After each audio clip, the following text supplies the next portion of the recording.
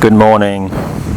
Yesterday I went with a very good friend and we had coffee at a Starbucks near the Kosan Road.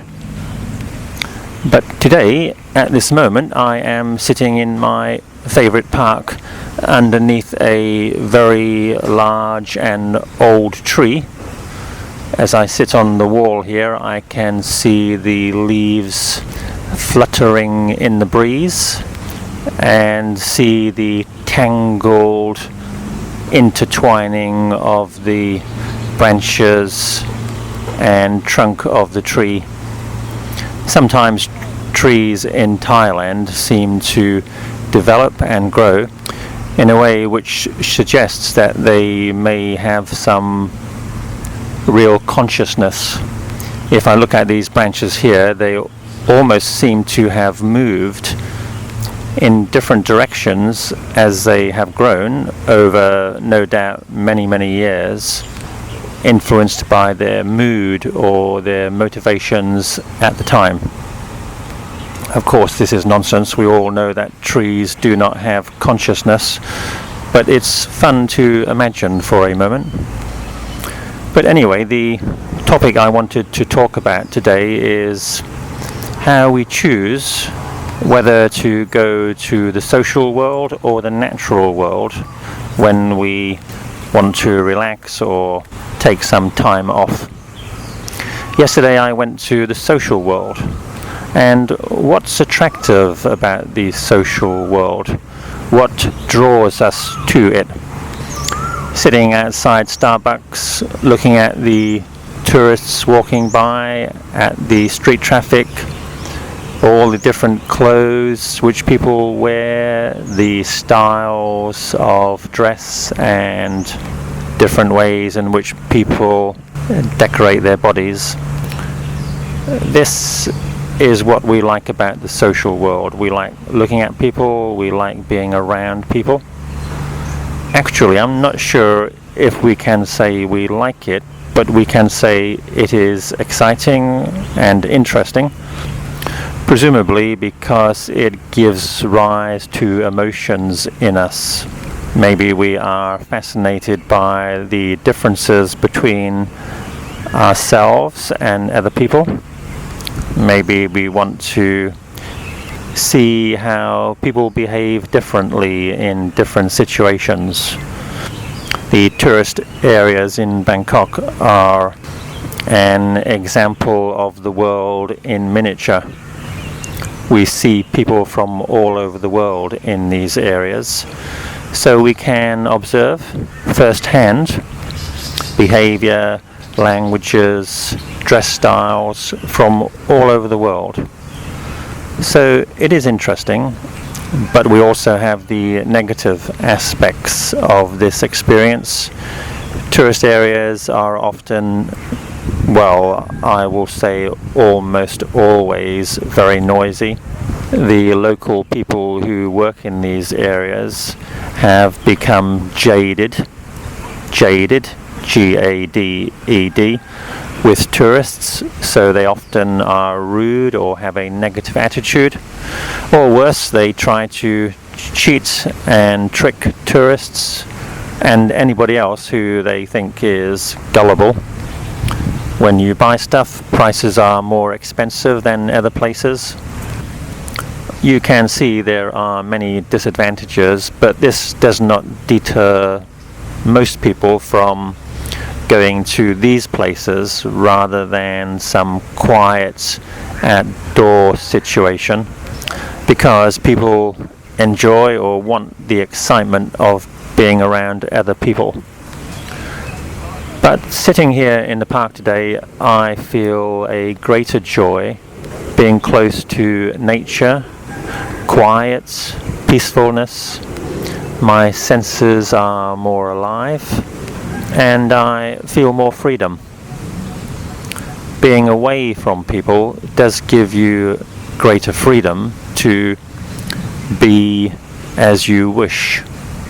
One of the big disadvantages of being around other people is that you tend to be pressured into some kind of conformity. You have to follow the rules and traditions of that group. So here in the park, for example, I can sit anywhere, I can lie down if I want to, I can talk to myself as I am doing now, and people won't stare at me like I am a crazy guy, because there are not many people around me. Perhaps the main reason parks are always far less attractive for people than shopping malls and busy shopping areas is because we are all fearful of being lonely. We don't want to be by ourselves.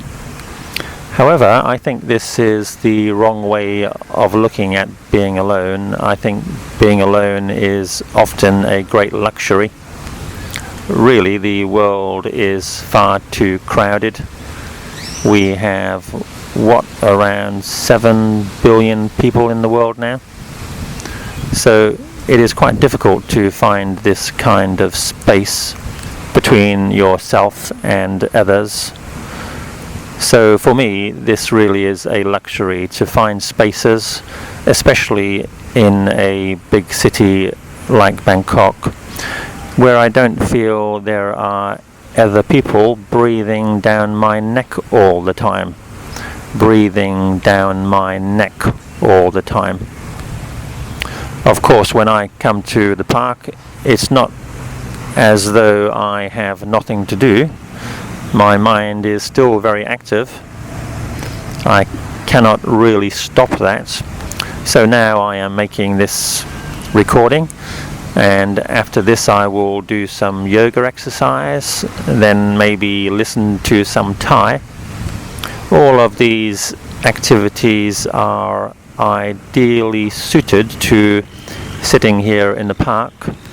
Not so much a busy road like the Khao San Road. And here, of course, underneath this wonderful tree, I have a really great shade. I don't have to walk or sit in that hot sun. And believe me, it is hot today. So what is my conclusion from this talk? You should try to appreciate the value of just being in a quiet place close to nature or something beautiful.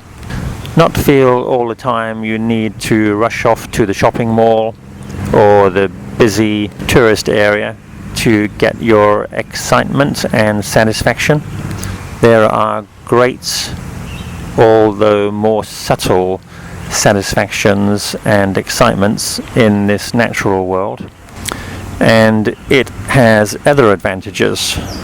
For example, you are not spending any money. The pollution is far less here than in other places, and it's a great place to do some exercise, whether you like yoga or jogging or dance exercise. You can do them all here. But for the time being, I am going to continue with some yoga exercises. Then I am going to head back to my room and have some lunch. What a great life, to do nothing for the whole day except entertain yourself and follow every whim, W-H-I-M. So the next time you want to go out in the daytime and your friend says to you, oh, let's go to MBK or Paragon, perhaps you might suggest to them that you go to a nice park instead, or take a walk along the river. Bye for now, and I hope you all have a very good day.